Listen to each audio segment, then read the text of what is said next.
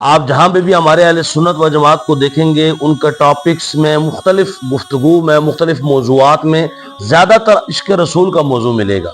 رسول اللہ سے وفا، حضور سے محبت، حضور ہی سب کچھ، حضور نہ ہوتے تو کچھ نہ ہوتا، حضور ہی ساری کائنات کے لیے رحمت بن کے آئے، حضور ہی ہیں جی، بس حضور سے آگے کچھ بھی نہیں۔ یہ کیا وجہ ہے کہ ہم زیادہ رسول اللہ صلی اللہ علیہ وآلہ وسلم کے عشق کی باتیں کرتے ہیں؟ وجہ کیا ہے؟ وجہ یہ ہے، ہمیں رب نے جو اپنا کلام عطا فرمایا، قرآن عطا فرمایا، اس میں اللہ تبارک و تعالیٰ نے ہمیں یہی سکھایا ہے۔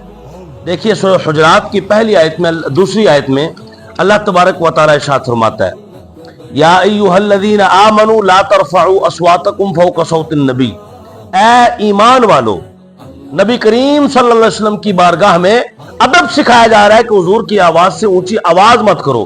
اچھا، کسے سکھایا جا رہا ہے؟ اولین مخاطب کون ہے؟ وہ جو حضور کی صحبت میں بیٹھنے والے ہیں، صحابہ کرام علیہم رضوان۔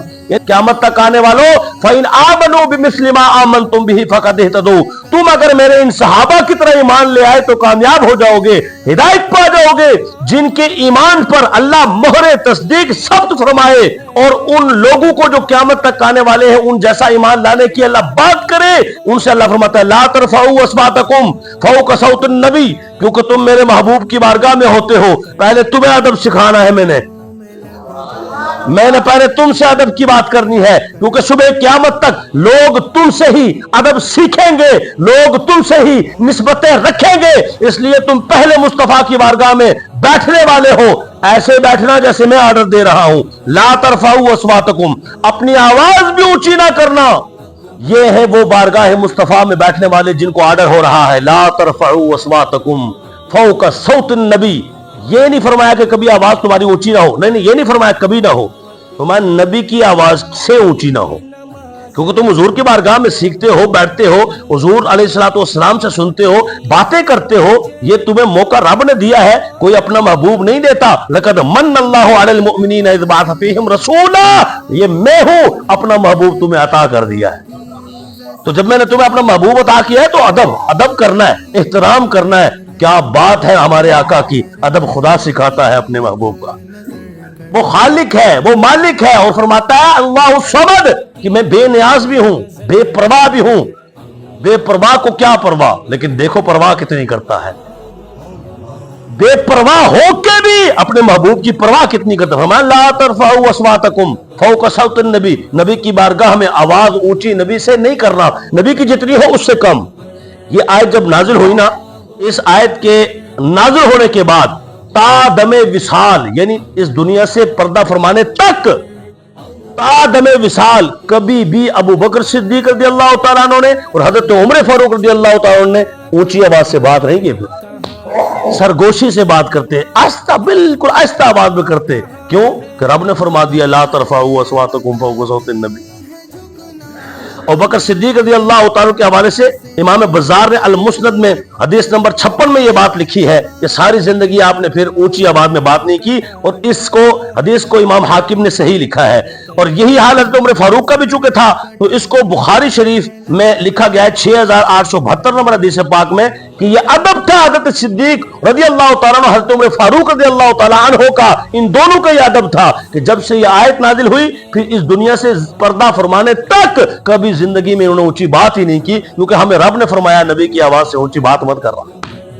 صحیح مسلم کی حدیث نمبر 121 ہے، حضرت عمر بن عاص رضی اللہ تعالیٰ عنہ صحابی رسول نے پوچھا آپ حضور کی بارگاہ میں اکثر و بیشتر رہتے تھے، یہ بتائیں حضور کا حلیہ کیسا تھا؟ تو آپ نے فرمایا قسم خدا کی چاند بھی شرماتا تھا حضور کے حلیے سے۔ کیا بات ہے حضور کی، حسینہ جمیلہ دا منہ موڑ دیتا، محمد بنا کے قلم توڑ دیتا۔ احسن من قلم ترکت عینی واجمل من قلم تلد النساء، حضرت حسن فرماتے تھے یا رسول اللہ تواڈے جیا تے کسی ماں نے جنیا ہی نہیں۔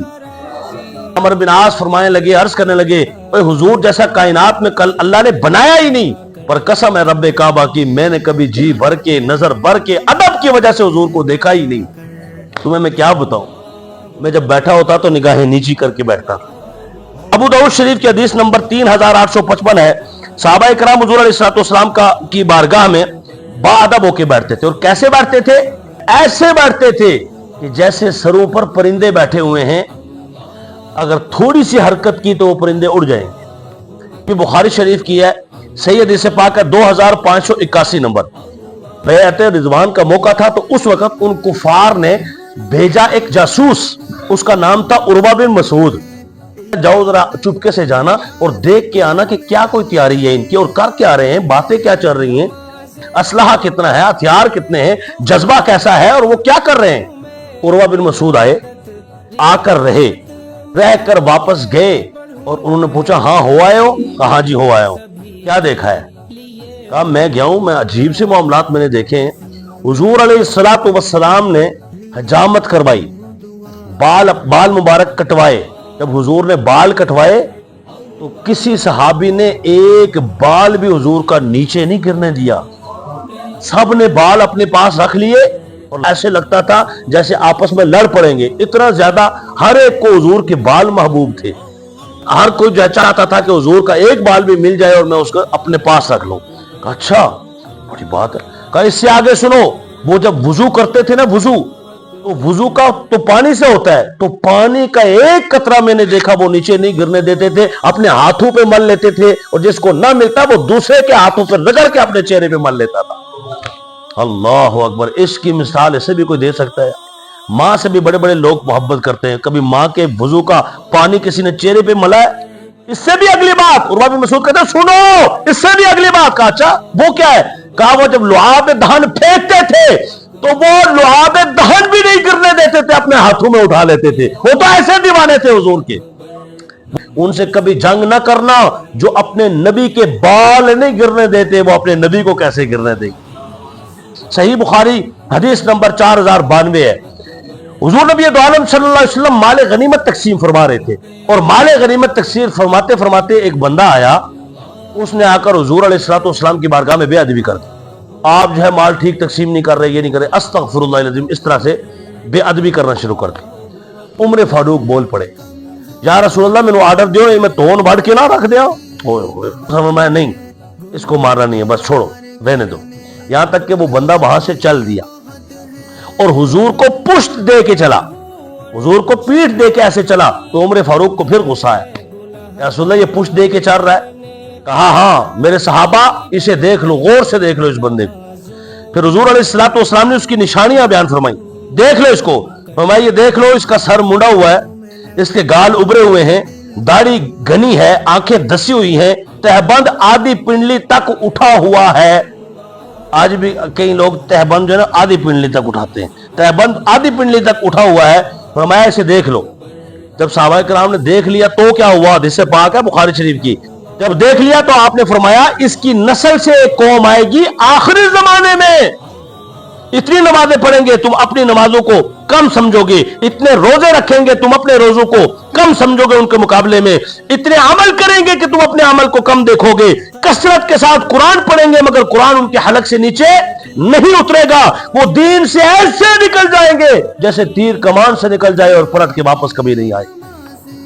پتا چلا ایمان محبت مصطفیٰ کا نام ہے. اگر مثال کے طور پر چشتی صاحب کو پیش کر دیا جائے اور کہا جائے چشتی صاحب یہ 1 کلو حلوہ ہے, انتہائی عمدہ چیزوں سے بنا ہے, کوئی چیز اس میں جو ہے نا دیسی گھی سے بنا ہے اور فلاں چیز اس میں بالکل کوئی ملاوٹ نہیں ہے, یہاں تک کہ سوجی بھی ہم نے اچھے والی استعمال کی ہے, دیسی والی استعمال کی ہے, اوپر ہم نے بادام بھی لگائے ہیں, پستہ بھی لگائے ہیں, کاجو بھی لگائے ہیں اور چاندی کا ورق بھی ہے بہترین, یہ کھائیے. جب یہ کھانے لگے تو اس وقت بندہ کہے ہاں ایک ہے کہ بالکل کلو, باقی ٹھیک ہے, صرف 1 گرام اس میں زہر ہے. ایمان سے بتائیں کھائیں گے؟ کیوں چشتی صاحب؟ کہیں گے بھائی باقی کام کرے نہ کرے اینے کام کر دینا ہے میرا. 1 کلو پتہ نہیں کام کرے گا, جان بنائے گا یا نہیں بنائے گا, 1 گرام نے جان کاٹ لینی ہے.